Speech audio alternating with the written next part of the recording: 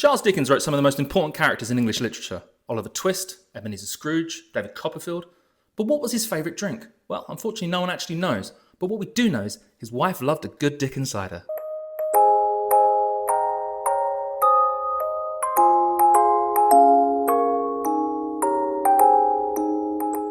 Charles Dickens was born in England in 1812, and his childhood was rather difficult. When his father was sent to prison, and 12-year-old Dickens was forced to leave school and work in a factory, and that experience never really left him.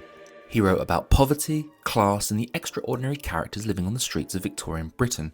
Stories like Oliver Twist, Great Expectations, and The Muppets' Christmas Carol made him one of the most famous writers of his age. He also loved to get wankered.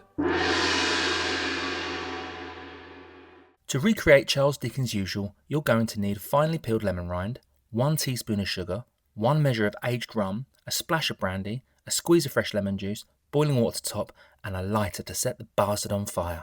You're probably thinking to yourself, well, that's all well and good, Benny, but are you actually going to make it for us? Well, the answer is, am I? This sexual Tyrannosaurus is Roman. He is well versed in the dark arts of cocktail making, and he is going to bring this Dickensian hooch to life. Now, Charles Dickens, or Chuck Dick as I like to call him, loved a good shindig, and this drink became something of a party piece for him.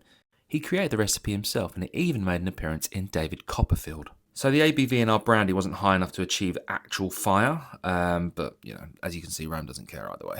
Top with lemon and boiling water, Bob's your uncle. And whilst that cools down, I'm going to wet the whistle with a little palate cleanser. On the Sunshine Coast, we do not split the G, we set the table. Here's my attempt. Absolute dog shit. Reet, on to the main event, Chuck Dick's famous not-so-flaming punch. You could cut the atmosphere with a knife. Now, I fully expected this drink to be a Victorian nightmare, but it actually turned out to be rather pleasant.